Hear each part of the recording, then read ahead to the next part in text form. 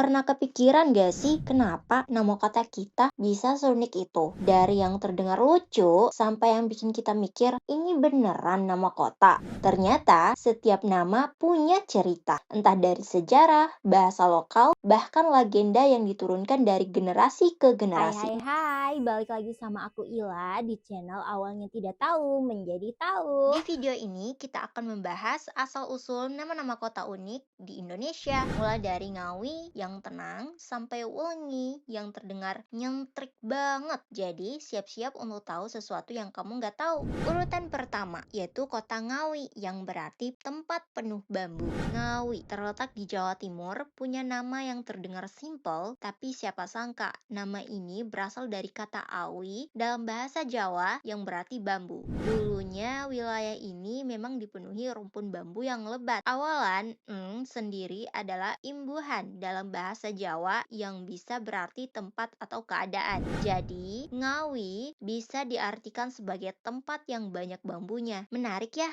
nama sederhana tapi sangat menggambarkan kondisi alamnya dulu. Nah, lanjut ke kota yang kedua, yaitu Wulingi, yang berarti dari suara alam. Kalau nama ini, Wulingi, kesannya nyentrik banget. Wulingi adalah kota kecil di Kabupaten Blitar. Menurut cerita lokal, nama ini berasal dari bunyi angin atau suara deras air sungai yang melewati wilayah itu. Kata Wulingi-Wulingi menggambarkan suara gemuruh atau deruh yang sering terdengar di sekitar Sungai Brantas.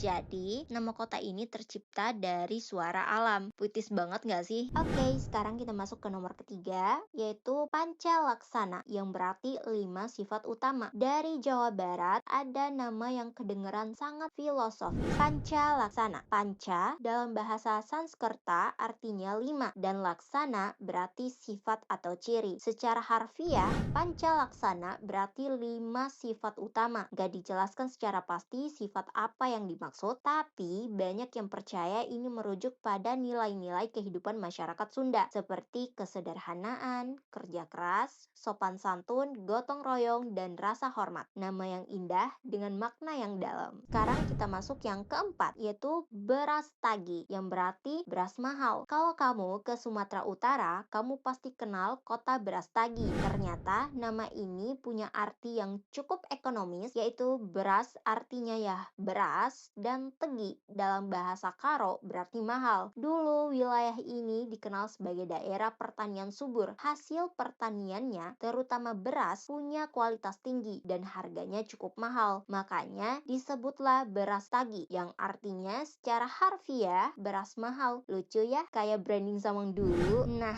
oke, sekarang kita masuk ke yang terakhir, yaitu Luwu, yang berarti tikar atau lipatan. Nah, yang terakhir datang dari Sulawesi Tengah. Luwu, nama ini gak punya arti yang pasti, tapi beberapa ahli bahasa percaya kata ini berasal dari istilah lokal yang menggambarkan bentuk geografis daerahnya. Konon, kata Luwu menggambarkan lipatan atau tikar karena kota ini dikelilingi oleh kelimpahan perbukitan. Jadi, bukan hanya sekedar nama, tapi juga deskripsi visual dari bentuk wilayahnya. Keren bukan? Nah, itulah tadi 5 kota di Indonesia yang punya nama-nama unik sekaligus makna tersembunyi. Ternyata di balik nama yang sering kita dengar, ada sejarah alam dan budaya yang membentuknya. Kalau kamu tahu nama kota lain yang gak kalah unik, tulis di kolom komentar ya. Siapa tahu masuk ke part 2 video ini.